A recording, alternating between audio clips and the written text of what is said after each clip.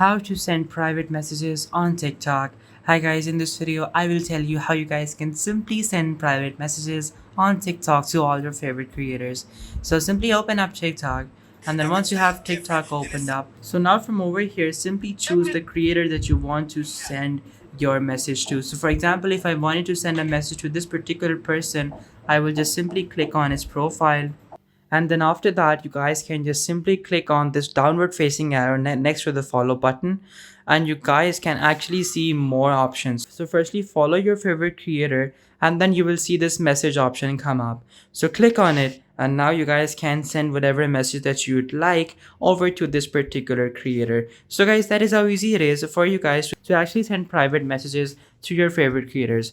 But guys, also keep in mind that these creators, they do not always reply, so you have to be very patient and always keep this in the back of your head that most of the times these people are not going to reply. But still, if you guys would like to give it, you guys can definitely do that. So guys, this is how you guys can send messages to your favorite creators on TikTok.